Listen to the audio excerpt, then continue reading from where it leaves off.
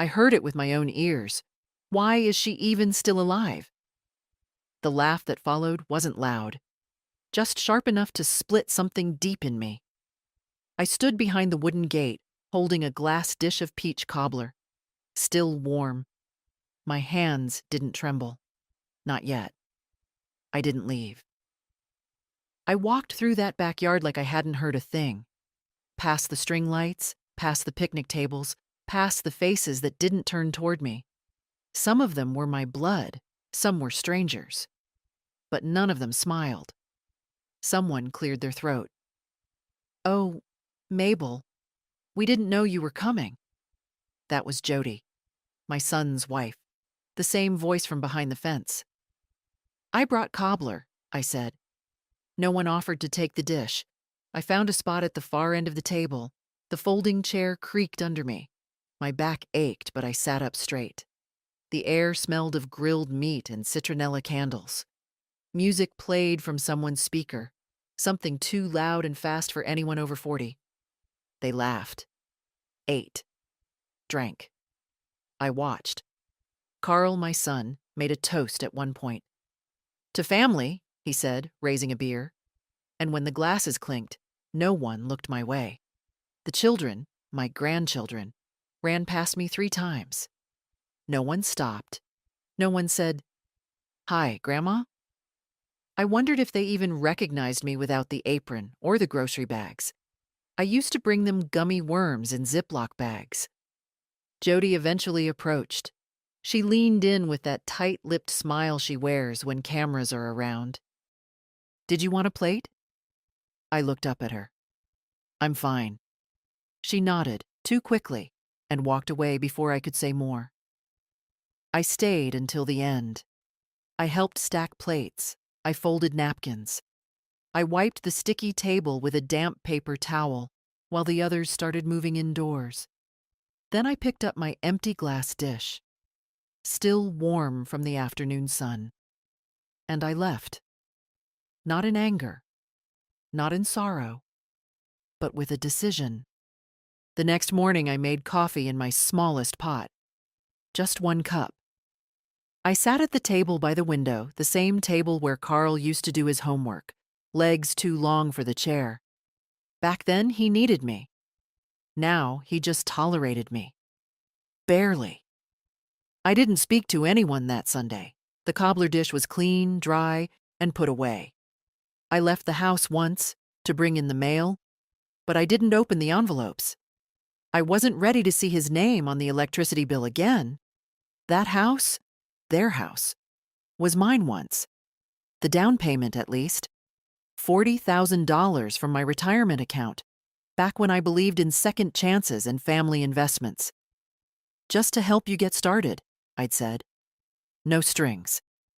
Apparently, no place at the table either. The paperwork was still in my filing cabinet. I'd never needed to look at it before. But now I wanted to see. Not the numbers, I knew the numbers, but the names. Whose name was on what? Who truly owned what I'd given? I pulled out the folder labeled Carl House. Inside, I found the purchase agreement, the deed, the signed letter I'd written, gifting the money with no expectation of repayment. "Because you're my son," I had written. It hurt to read that line, more than I expected. That evening, I called a woman named Lena. She's not a friend, not exactly, but she's sharp. Used to work in probate. We met at Bridge years ago and stayed in occasional contact. I told her I had questions about property, gifts, and estate documents. She didn't ask why. She just said, "Come by tomorrow. Bring everything." I slept well that night. No pills, no pacing. Not peace, exactly, but a kind of alignment. In the morning, I dressed carefully. Ironed slacks. Real shoes. The good coat, even though it was too warm for it. When you're about to change the shape of your life, you wear something with buttons. Lena's house smelled like lemon cleaner and peppermint tea. She looked at the folder, skimmed the documents, and gave a small grunt. "No written expectations. No shared title. It's theirs now. You gifted it. I know, I said. But that doesn't mean you're powerless. She told me what could still be done. About accounts, wills, powers of attorney. You can't take the house back, she said. But you can make sure they don't get anything else. That was enough. She gave me a checklist. I folded it in half and put it in my purse. That evening, I sat back at the kitchen table. No music, no television. Just the silence I used to hate, but now welcomed. I took a blank sheet of paper and wrote a name at the top. Carl. Then I drew a single line through it. On Wednesday, I baked a pie I didn't intend to share. Blueberry, with a little lemon zest. I used the good crust recipe, the one I used to reserve for birthdays and Thanksgivings. This time, it was just for me. No reason, no occasion, just because I still could. I sat on the porch while it cooled, my knees covered with the old Afghan Doris gave me before she passed. The street was quiet. A few kids on bikes, someone mowing a lawn 2 houses down. It was the kind of afternoon where nothing big happened, unless you were watching closely. Around 4, a car I recognized pulled into the driveway across the street. Jody's sister, Michelle, stepping out with a tote full of groceries and a bottle of wine. She knocked once and went inside without waiting. Comfortable, certain of her place. I hadn't been invited to that house in nearly 4 months, not since Ruby's birthday. Even then, they sat me near the trash bin. So you won't be too close to the music, Mom. I remember Carl saying that like it was thoughtful. Ruby hadn't opened my gift until after I left. A picture book, hand-stitched. I'd written a little note inside the cover. To Ruby, with all the love a grandma can fit on a page. She never mentioned it. I'd seen them twice since. At the grocery store once, Carl in a rush, Jody pretending not to notice me in the produce aisle. Another time at the library where Ruby walked right past me. No smile. Just a glance like I was a substitute teacher or a neighbor she couldn't quite place. And still, I'd kept a drawer in my hallway with stickers, tiny notebooks, little treasures for the children, just in case. For years, I filled it faithfully. That day, I emptied it. Every last thing went into a paper bag. I set it by the curb with the other recycling. I watched the bag sit there for hours, untouched, just like me. That evening, I got a message from Carl. Hey, Jody says she might have hurt your feelings on Sunday, didn't mean anything by it. She was just tired. You know how family events can be. I read it twice. Then I deleted it. Not replied. Deleted. I wouldn't archive his explanations like museum pieces anymore. I'd done that too long. Stored excuses like mementos, wrapped them in the soft padding of, he didn't mean it, or she's just under stress. No more. At 7, someone knocked. For a second, I thought maybe. But it was Kay from next door, bringing a container of lentil soup and asking if I'd seen her cat. I hadn't, but I invited her in. We sat at the kitchen table and split the pie. She didn't ask about Carl, didn't ask why my eyes looked heavier than usual. She just said the pie was so good it made her knees hum. We laughed. I needed that laugh more than I realized. Later, after she left, I picked up a photo from the shelf in the hallway. Me and Carl, 1987. He was 8, missing a front tooth, smiling like I was the whole world. I looked at that boy and whispered, I miss you. Not the man, the boy. I turned the photo face down. Then I opened my desk drawer and removed the envelope labeled legal. In it, my will, my medical directives, the durable power of attorney Carl had signed on for 3 years ago when I had the fall. The one he never followed up on, never asked about. I held that document in my lap a long time. Tomorrow I'd go back to Lena. But that night, I sat still in the dark and said goodbye to a version of my family that only existed in my memory. Lena's office was quiet the next morning, a soft sort of quiet, the kind that wraps around you like a thick scarf. Her desk was lined with neatly stacked files, a mug that said, "I read contracts for fun," and a glass jar of peppermints no one ever seemed to touch. "I want to start with the power of attorney," I said, placing the document in front of her. "Revoke it. Today." She looked at me over the rim of her glasses. "Are you sure, Mabel? That's a big shift." "I'm sure."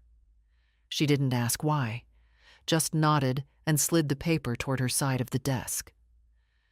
"We'll file the revocation today. I'll notarize it. You'll need to sign a few things, but I'll make it easy."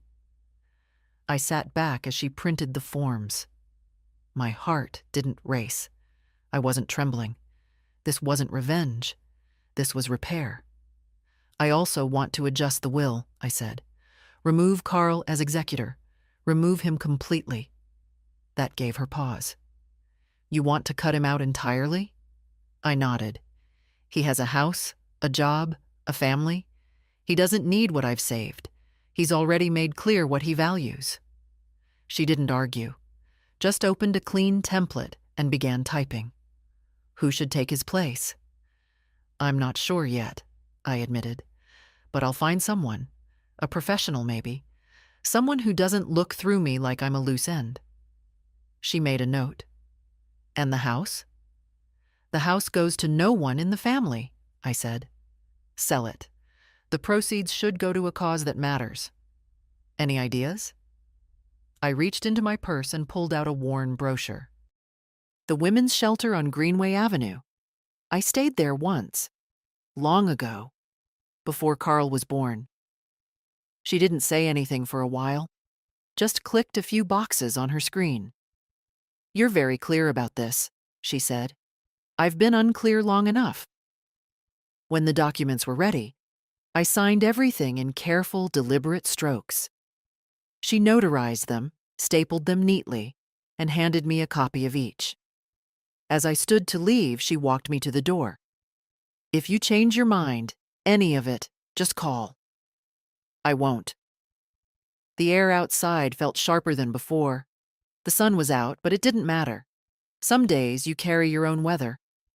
I pulled my coat tighter and walked slowly back to my car. At home, the phone was blinking. One message.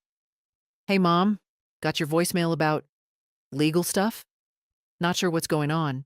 Jody said you were acting weird last weekend. Anyway, call me, okay?" I deleted it. Then I blocked the number. The next morning, I called a locksmith. The man was young, polite. He replaced the front and back door locks without question. When he handed me the new keys, I made 4 copies. One stayed in my purse, one in a fireproof box, one with K next door, one for my safety deposit box. I slept better that night. No dreams, just rest. Saturday morning came with the smell of rain. Not the dramatic kind, just that soft metallic damp that settles into the edges of things. I pulled on my boots and went outside anyway. The garden hadn't been touched in weeks, and the marigolds were leaning like tired shoulders. I clipped them back slowly, methodically. The shears in my hand felt like control. At noon, I drove to First Mutual Credit Union. The branch was quieter than I remembered. No long lines, just the low hum of printers and the polite chatter of customer service voices. I asked for a manager. A woman named Trina came out, brisk but kind, and led me to her glass-walled office. "I'd like to review all authorized users on my accounts," I said. She pulled up the screen. "You have 1 cosigner and 1 authorized cardholder listed. Carl J. Hemsworth. That your son?" "Used to be." She hesitated. "Would you like to remove him?" "I'd like to erase him." Her fingers paused above the keyboard. Completely? Yes. Remove the access, cancel the card, reissue everything in my name only. And I'd like to set new security questions, change the online login, and lock the account until I come in personally. She nodded and began typing. While she worked, I stared at the plant on her desk. A pothos, its leaves glossy and heart-shaped, trailing gently toward the floor. I used to have one just like it in Carl's nursery. He once tried to eat the dirt. I'd laughed so hard I nearly dropped the diaper bag. Trina printed out the changes and slid the papers to me. If you'd like to set up alerts or create a trust, we can help with that too. Not yet, I said. I'm still building the next version of my life. She smiled, like she understood more than she said.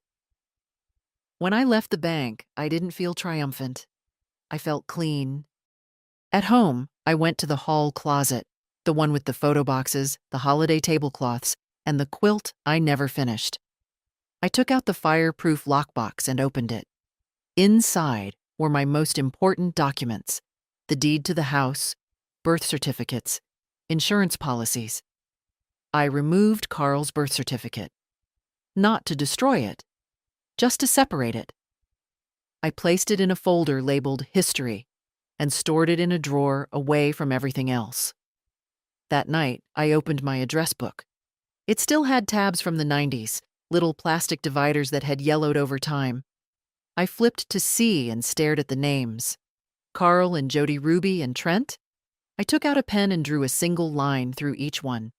Then I flipped to L and wrote a new name: Lena Moore, attorney, trust and estate. I slept with the windows open that night, the rain making soft percussion on the roof. No nightmares, just a quiet, steady knowing. Sunday, Kay came by again, this time with banana muffins. We sat in the kitchen and talked about the stray cat that had taken up residence under her porch. We named it Vernon for no good reason. She stayed until just after lunch. After she left, I picked up the Sunday paper and read it cover to cover. I underlined a listing for a small apartment in a quiet complex on the edge of town. 2 rooms, ground floor, washer and dryer included. Just enough. I clipped it out and set it on the fridge. Not for now, but for soon. I wasn't running, I was preparing. Because the next time someone asked, "Why is she even still alive?" I wanted the answer to be clear: to reclaim everything I gave away too cheaply. On Monday, I called the real estate attorney Lena recommended, a man named Charles Lindell. His voice was steady, low, the kind you trust before you even meet the eyes behind it. I told him I wanted to talk about title changes and property transfers. He gave me an appointment for Thursday. In the meantime, I gathered everything: the deed to the house, the property tax records, the repair invoices I'd kept for 20 years, new roof, new plumbing, the furnace that Carl had said wasn't worth the investment, but I'd paid for anyway.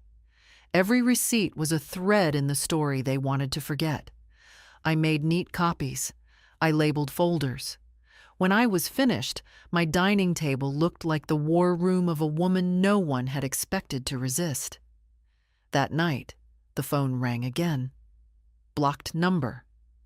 I let it go to voicemail. A moment later, the machine picked up. "Mabel, it's Jody. Look, we really don't understand what's going on. Carl's been trying to call. Ruby's been asking about you. We're all worried. Please call us back." I turned off the machine. The lie sat in the air like old perfume.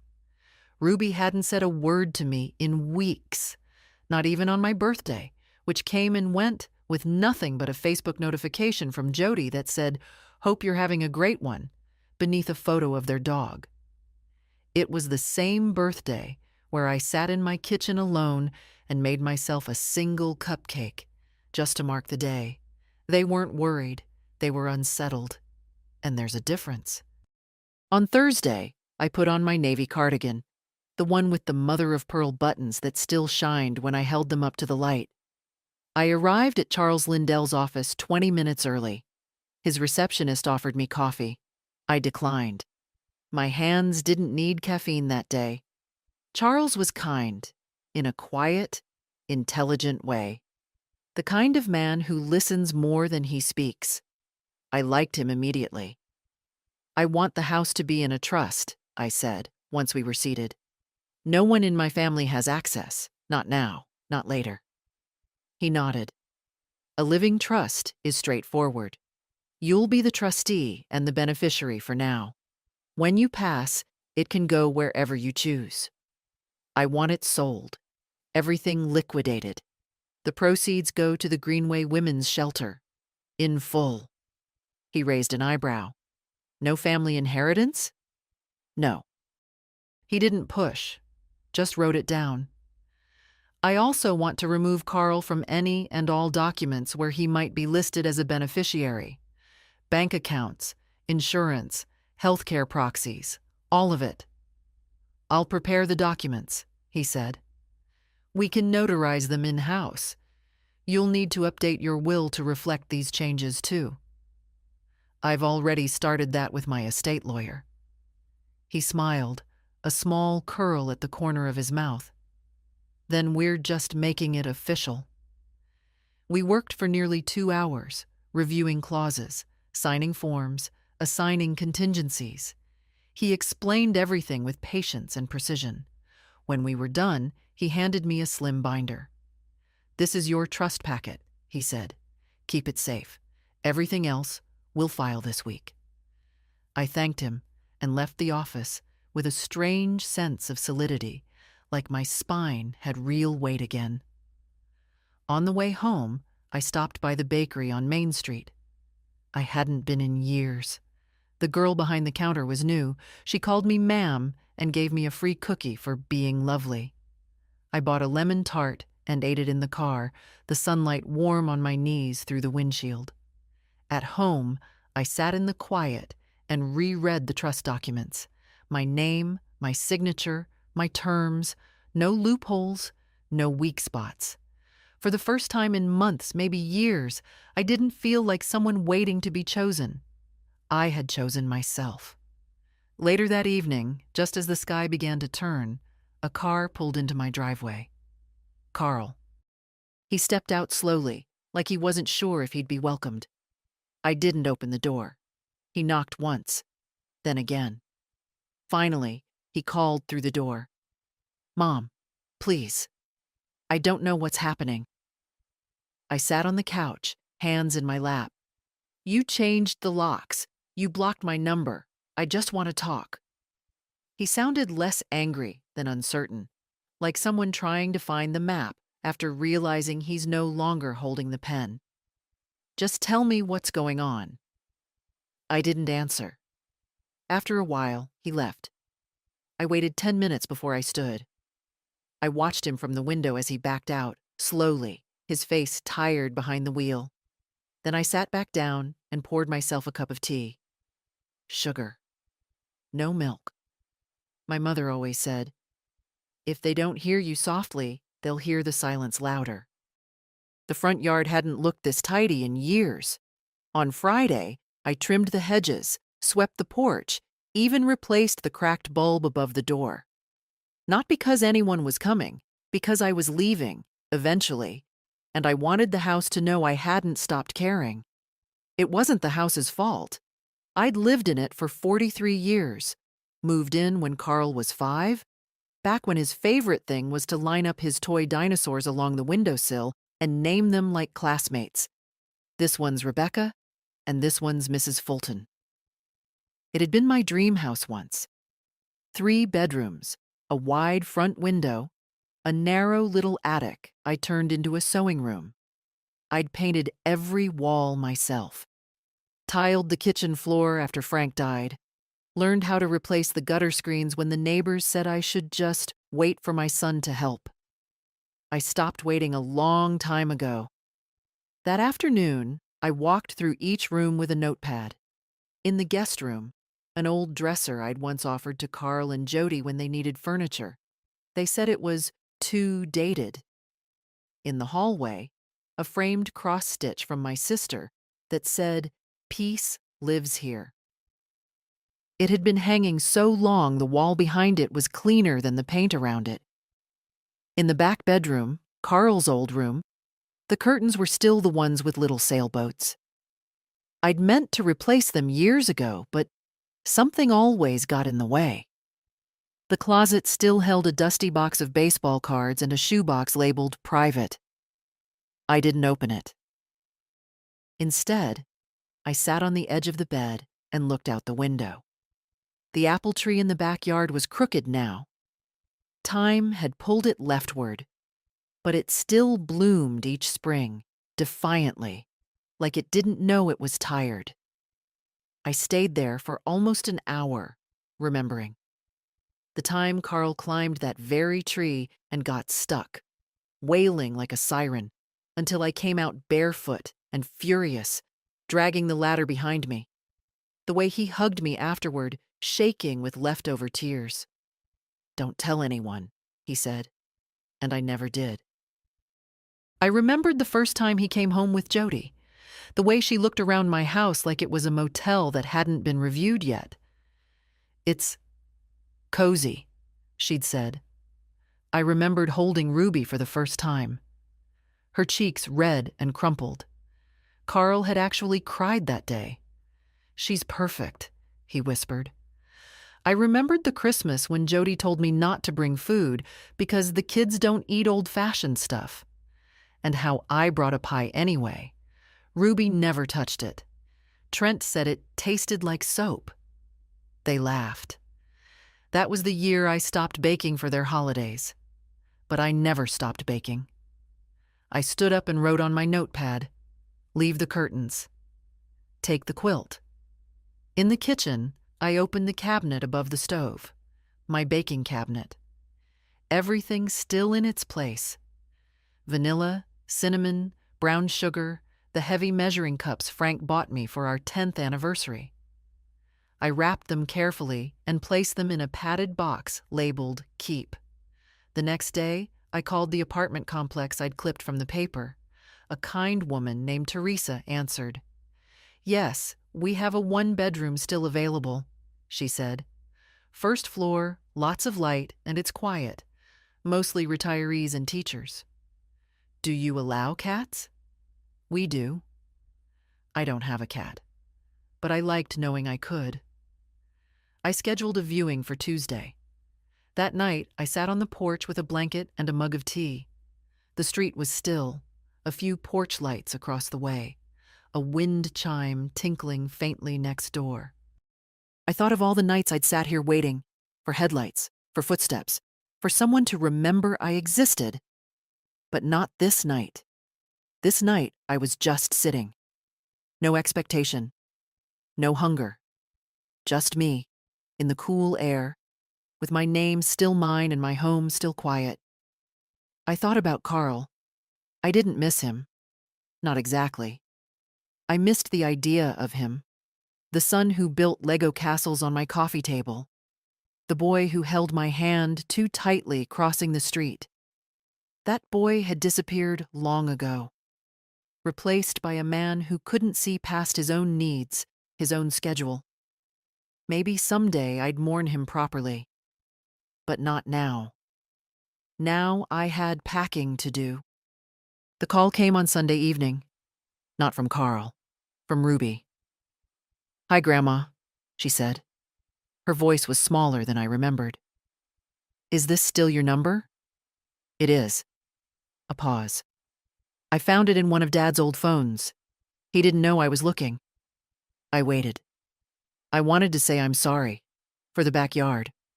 For everything, really. I didn't rush to comfort her. That instinct, the one to shield others from their shame, had lived in me a long time.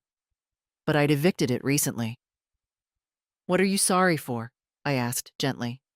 She took a breath. "For not talking to you. For pretending not to see you at the library. For laughing when Mom said what she said. It wasn't funny. I just..." She stopped. "You just wanted to belong. I finished for her. Yes. I didn't forgive her right away. That's not how real apologies work. But I did say, "Thank you for calling." "Can I see you?" she asked. "Just me." I thought about the pie drawer I'd emptied, the Christmas cards I kept sending even when they stopped arriving in return, the way she used to grip my hand when crossing icy sidewalks. "All right," I said. "Come by tomorrow after school. Just you." She exhaled like she'd been holding her breath all summer. "I will. I promise." I hung up and sat quietly, my tea growing cold in my hands. Monday came gray and drizzly, the kind of day that makes everything feel softer. I baked banana bread, not for anyone in particular, just to fill the house with something warm. At 4:12, Ruby's knock came. She stood on the porch in a hoodie 2 sizes too big and sneakers with the laces untied. Her eyes were rimmed with something that wasn't just mascara. "I wasn't sure you'd open the door," she said. "I wasn't sure you'd knock," I answered. Inside, we sat at the kitchen table. She picked at the bread. I poured tea. "Mom says you've gone crazy," she said, not unkindly. "That you're cutting us out." "I'm not cutting. I'm choosing," I said. "There's a difference." She nodded, like she almost understood. "I don't hate you," I added. "I don't hate you either," she whispered. I think I copied how they acted. And I didn't question it until I started missing you." The sentence folded something inside me. "I want to come back," she said. "If that's allowed." I looked at her. This girl who still had the same eyes as Carl at 8, before the world taught him how to be unkind. "You can come back," I said. "But not for pie, not for gifts, only for truth." "I can do that." She stayed an hour. We didn't talk about Carl. Or Jody. Just school, books, a cat she wanted but wasn't allowed to get. She left with a second slice of banana bread wrapped in foil. After she walked down the driveway, I watched her until she turned the corner. I didn't feel hopeful. I felt honest. That night, I wrote in my journal, "Maybe some doors don't need to be slammed. Just gently locked from the inside, with a window left cracked for the ones who come alone and knock with care." The next few days passed quietly. I packed slowly, one drawer at a time, one memory at a time. Not because I was sentimental, but because I wanted to know what I was keeping and why.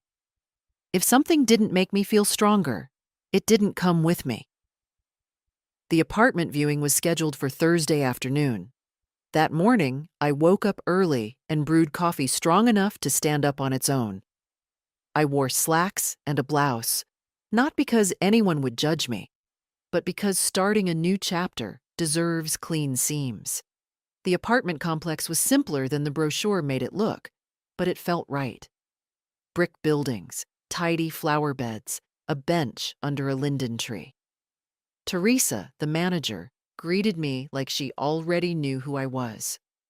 "Ground floor," she said, unlocking the door to Unit 1B. "South-facing windows.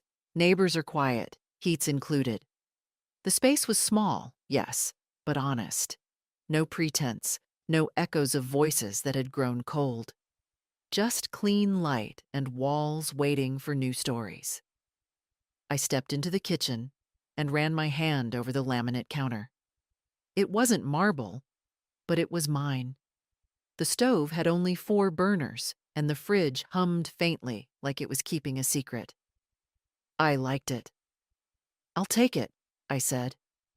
Teresa blinked. "You don't want to think about it?" "I already have." By that evening, the paperwork was signed. I put down the deposit and scheduled my move-in for the 1st of the month. 3 weeks. Enough time to leave with care, not haste. That night, I sat in the living room among half-filled boxes and wrote out a new address book card. Mabel Hemsworth, 128. Willow View, Apt 1B, No. forwarding for Carl. I smiled as I tucked it into my drawer. 2 days later, Carl showed up again. He didn't knock right away. I heard his car before I saw it. The engine idled for a while out front, as if he was rehearsing something behind the wheel. When he finally stepped onto the porch, I met him at the door. I didn't open it. "You blocked me," he said, not angry, just confused. "You changed everything." "Yes." "Why?" I didn't speak right away. I looked at his face. Older than I remembered. Or maybe I'd just stopped seeing him clearly years ago. "I heard what Jody said," I told him, "in the backyard, and I heard you laugh." He shifted. "I didn't mean it. You know how she is. She talks out of turn. It was a joke." "No, Carl. A joke has to have a punchline. That was just cruelty wrapped in silence." "I didn't know you were there," he muttered. "That's exactly the problem." He blinked. "So, that's it? You're erasing me over one bad afternoon?" I wanted to laugh. One afternoon? The afternoon was just the final straw in a stack built over years. Years of being sidelined, pitied, ignored, tolerated. A life where I was convenient but never considered. "I'm not erasing you," I said. "I'm just finally choosing myself." He frowned. "Ruby said you're letting her visit?" "I am." "So she gets a pass?" "No. She asked to come back. You waited until your name started vanishing from documents." His face tightened. "This is about money?" "No. This is about dignity." He looked past me, into the hallway. Maybe he expected to see the old side table with his school photos still framed, or the basket of holiday cards I used to keep. But the hallway was clean. Clear. "I'll always be your son," he said. "And I'll always be the woman who gave you more than she should have." I stepped back and closed the door. Not slammed, just shut. Through the window, I saw him linger a moment longer, then leave. That night, I didn't feel triumphant. I cried for 7 minutes. I timed it. I let myself feel the break, not because I regretted it, but because endings deserve respect. Then I made tea, folded one more box, and placed it by the door marked "Keep." The kitchen table held only what mattered now: 1 teacup, a lamp, a shallow bowl of oranges. Everything else had been packed or donated. I didn't need much anymore, just what fit inside one small life. On Sunday afternoon, I hosted tea for the first time in years. Not for birthdays or holidays, just for warmth. Marcia came first, with her limp and her bag of crossword books. Then Ida, in her fur-trimmed coat, even though it was 52 degrees. Then Nora, my old friend from the church choir, who still wore perfume that smelled like early spring and old envelopes. They didn't bring food, though each had offered. I told them it wasn't about that. I baked a single spice cake, nothing fancy, just enough to slice once each, with 1 wedge left over. We sat by the windows, the afternoon light soft and pale. I poured tea in my chipped china, the blue set that survived 2 moves and 1 accidental drop in '94. No one asked about Carl, or Ruby, or the house. Instead, we talked about shoulder pain and grocery prices. Ida told a story about a bus driver who waited 2 extra minutes while she fumbled with her change. Marcia said her niece got engaged to a boy who wore socks with cartoon whales on them. Nora brought up the library's poetry group and asked if we wanted to join. It was the most comfort I'd felt in years. At one point, the conversation dipped, the way it always does when women over 70 drink warm things together. The room quieted. Not from awkwardness, but from fullness. And I said it. "I'm moving." 3 sets of eyebrows lifted, but no one interrupted. "I found a small place across town. I'll be gone by the end of the month." Ida leaned forward. Does your son know? He doesn't need to. Marcia nodded, as if that was all the explanation required. They stayed another hour, helped wash cups, wrapped the extra slice of cake in foil, said they'd call soon. When they left, the house was still, but not empty. I walked through each room again, this time not as a farewell, but as a blessing. In the hallway, I stopped by the shelf where I used to keep framed photos of Carl's family. Weddings, birthdays, first days of school. I'd already packed most of them away, unsure if I'd want to hang them again. Except one remained. A picture of me and Frank, taken by a neighbor when we'd finished painting the front porch. We're both covered in splatters, holding brushes like trophies. He's laughing. I'm squinting into the sun. I took the photo and wrapped it in a kitchen towel. It went into the box labeled Essentials. Later that night, I opened my journal and wrote, 3 women drank tea in my kitchen today. No one interrupted. No one explained. No one corrected. We just existed. Together.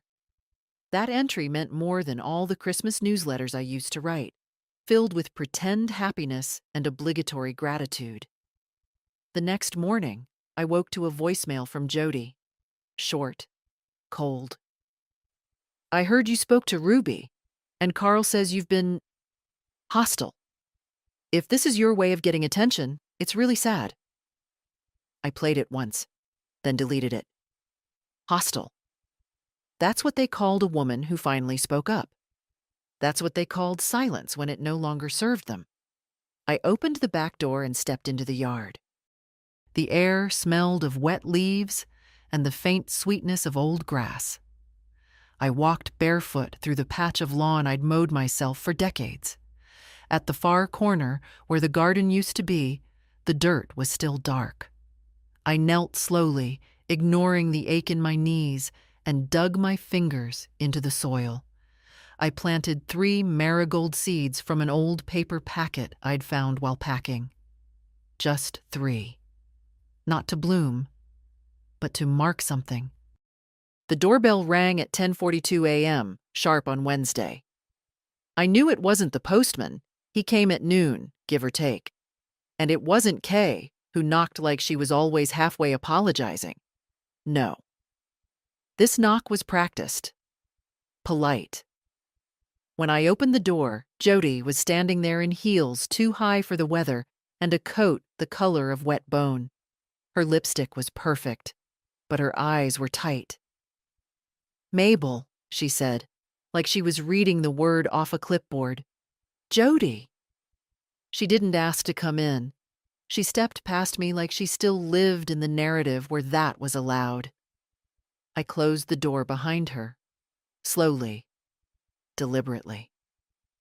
She stood in the middle of my living room, like someone preparing to deliver a pitch, her hands clasped too tightly in front of her purse.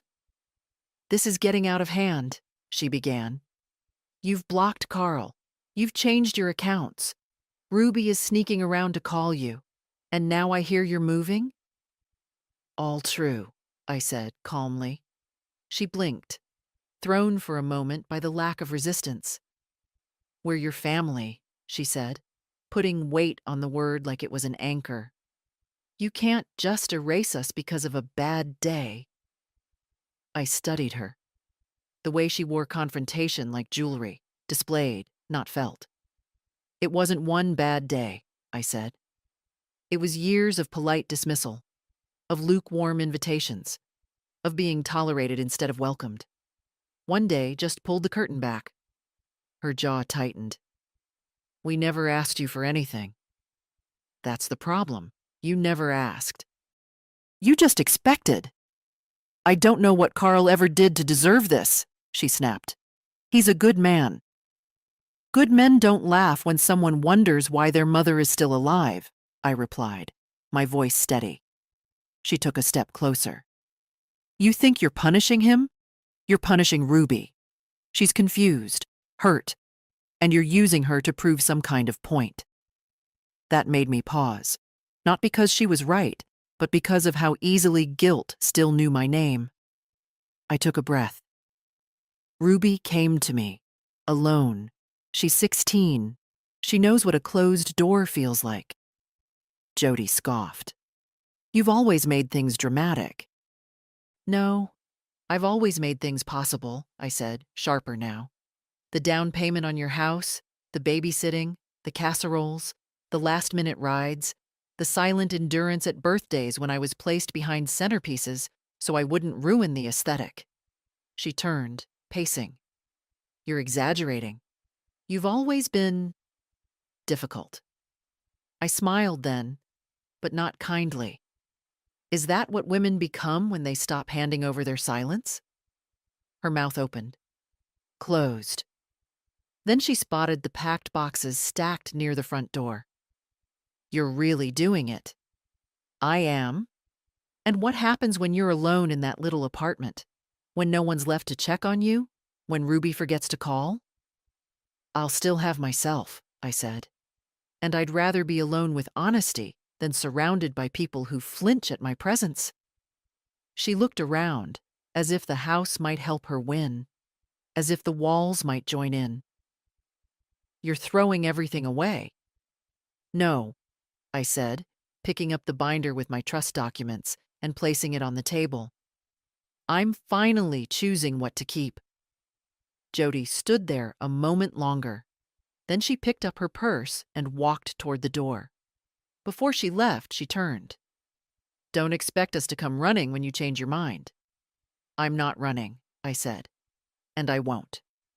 The door closed behind her like punctuation. Later that evening, Ruby texted me a single line. She came home fuming. You okay? I wrote back. Perfectly. Some doors need closing, Ruby. It doesn't mean you're on the other side. She sent a heart emoji, followed by, still bringing cookies Thursday. Don't bail. I didn't. And I wouldn't. The papers were ready. Lena called Thursday morning. Everything's signed, filed, confirmed. The trust is active, your accounts are protected, and your will is updated. You're now the sole decision maker of every inch of your life.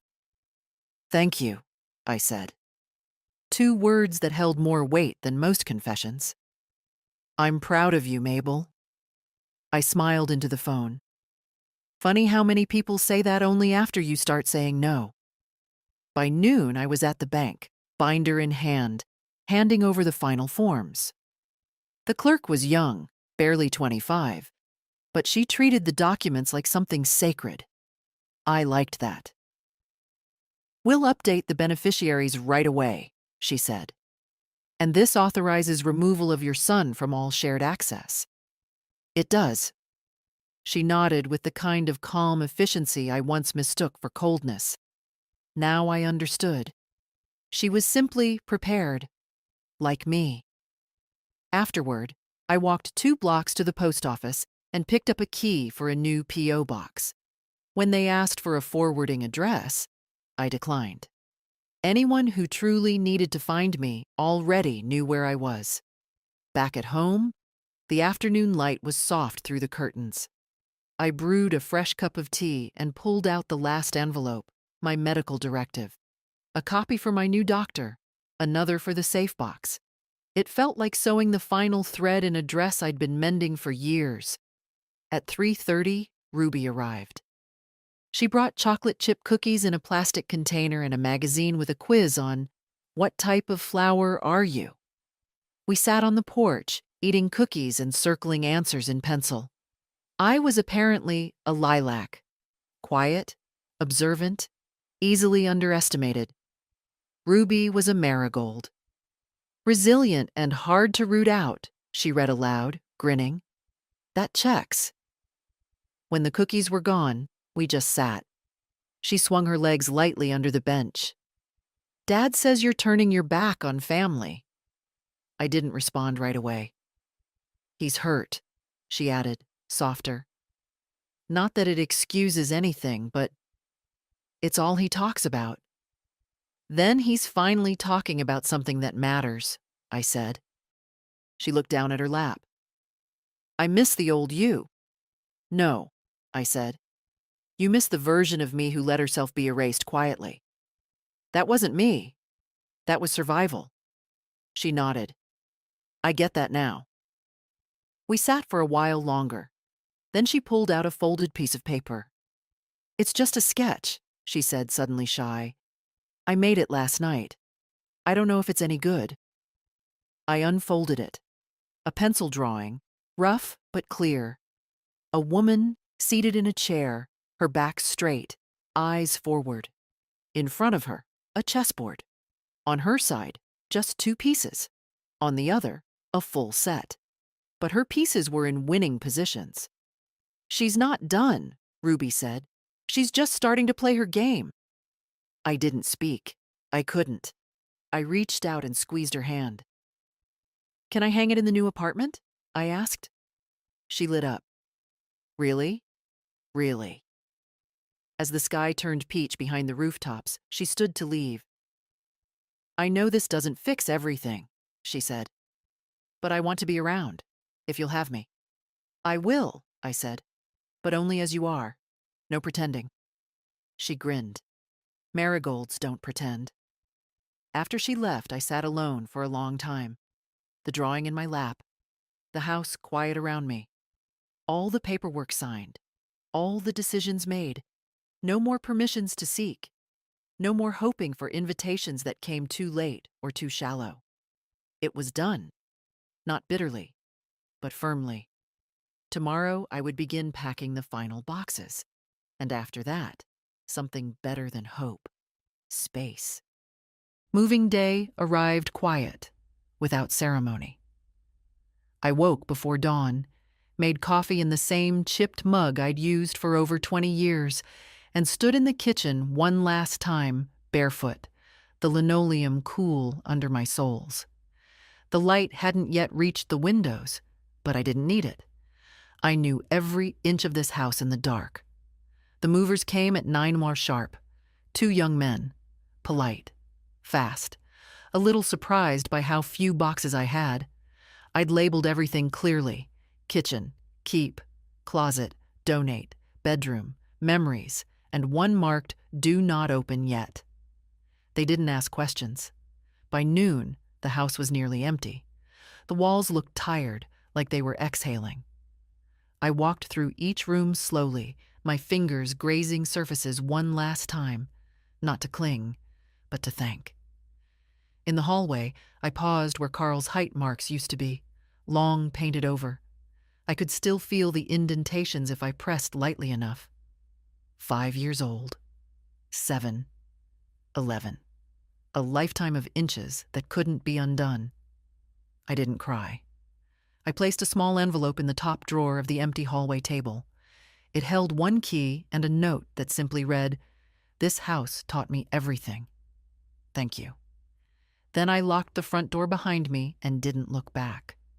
The apartment smelled like fresh paint and new beginnings. The movers placed the boxes exactly where I asked. I tipped them too much. I didn't care. Teresa from the office brought me a welcome packet and a small plant. "Something green," she said. "For your windowsill." It was a tiny succulent in a ceramic pot shaped like a cat. I placed it beside the kitchen sink and whispered, "I think we'll get along." The first thing I unpacked was the kettle. The second, Ruby's drawing. I hung it near the window where the light caught it softly, the pencil lines glowing like they were freshly drawn. That night, I made toast and ate it on the balcony, wrapped in a blanket. No noise, just wind and the occasional hum of someone else's television through the wall. I didn't feel lost. I felt spacious. The next morning, I unpacked the last box. Inside were the essentials: 2 dresses, a pair of shoes, a tin of buttons I'd collected over decades, and a letter, folded in thirds, yellowed slightly at the edges. Frank's handwriting, the letter he'd written me before his surgery, the one he didn't survive. If something goes wrong, don't fold in. Stay open. Stay warm. Live with your hands unclenched. You have more strength than you know. I placed it in the same drawer where I kept my will. That afternoon, I baked for the first time in the new oven. Banana bread. Again, by now, more ritual than recipe. As it baked, the whole apartment filled with a smell so familiar, I closed my eyes and smiled. At 4, Ruby arrived with her school bag and a fresh bruise on her cheek. Nothing serious, just the mark of a volleyball during gym, she explained. I brought jam, she said, holding up a small jar. Fig and something. I thought it sounded like you. We sat at the little table by the window, 2 pieces of warm bread between us. She spread the jam, thick and slow, then looked up. Is this what peace feels like? Not all of it, I said. But a corner of it, yes. She ate with both hands, like she used to when she was small, crumbs trailing across the napkin. She told me about a boy in her class who'd drawn a beard on his mask and got sent to the principal's office. About her English teacher who said 34 times during one lecture. About how Jody was furious with me for turning down a birthday invitation. She said you were making a spectacle of yourself. I'm not making anything, I said. I'm simply not showing up where I'm not wanted. I told her I wanted to come anyway. And? She said she couldn't stop me, but she wouldn't drive me. You walked? No. I borrowed Grandpa's bike. It's in bad shape, but it got me here. That made me smile. Frank would have liked that. You can leave it locked on the balcony, I said. We'll fix it up together. Her eyes lit up. Really? Really? After she left, I watched the sun lower behind the row of trees outside. I didn't miss the house. I didn't miss Carl's silences or Jody's sideways smiles. I didn't miss the old version of myself that whispered, maybe next time they'll see you. Because now I saw myself, and I didn't need permission to exist. 1 week after the move, the house sold. The realtor called to say the offer came in just above asking. An older couple, no kids, looking for quiet and history, she said. I almost laughed. They'd found both. I didn't go back, not even for the walkthrough. I gave Charles power of attorney for the sale, signed what needed signing, and let it go. He called when it closed. It's done, he said. I thanked him, then hung up and stood in the middle of my apartment. It wasn't large, but every inch of it was mine. I opened a new bank account for the shelter donation. I didn't put it in my will. I gave it now. I walked in myself, handed the check to the director, and said, "This is for the women who leave without shoes." She stared at the amount and started to cry. I didn't. I'd done my crying. This wasn't grief. This was intention. That night, I made soup. Not for anyone, not for an occasion, just because I liked the way leeks softened in butter.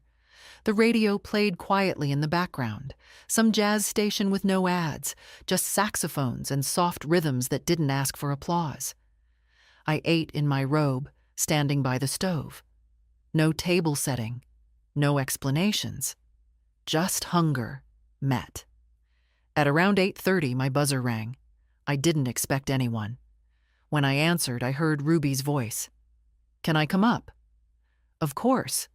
She was carrying a shoebox and wore an oversized sweatshirt with sleeves pulled over her hands. "What's in the box?" "Stuff I'm not ready to keep at home," she said. Inside, a notebook, a phone charger, a necklace that wasn't Jody's taste, a photo of her and me at the zoo when she was 5. She had chocolate on her face. I'd forgotten that day. She hadn't. "I don't want to live there when I'm older," she said suddenly, sitting cross-legged on the floor. "With them, I mean." "You won't have to," I said. You get to choose. Even if they hate me for it? Especially then. She nodded, thoughtful. Do you think people can change? Sometimes, but I think the better question is, can they stop pretending? She looked up. Are you still angry? No, I'm finished. Ruby stayed until nearly 10. We didn't talk about Carl. She didn't ask for stories about him, and I didn't offer. Some threads don't need tying. When she left, she hugged me tighter than she ever had before. The next morning, I walked to the corner store for milk. The man behind the register nodded at me like I was already part of the routine. You're the banana bread lady, he said. The kid with the bike talks about you. I smiled. That's me. I bought a newspaper just because I could and read it on the balcony with my feet tucked under me. The world still turned. Bills still came. But the silence inside my chest was no longer heavy. It was restful. Later that week, a letter came. No return address, but the handwriting was Carl's. I opened it slowly. Mom, I don't know how to fix this. I don't know if you want me to. I said things I can't unsay. I let things happen. I should have stopped. I don't know how to be the man you deserve, and I'm scared it's too late to learn. But Ruby talks about you every day now. She's different, braver, and that came from you. I'm sorry. I hope one day you'll let me try. I folded the letter and placed it in a drawer. Not forgiveness, not refusal. Just a space where it could rest, undisturbed.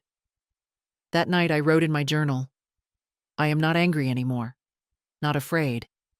I am not waiting at windows, not watching porches. I am not a forgotten guest at someone else's table. I am building my own. The day I turned 73, I woke up without an alarm.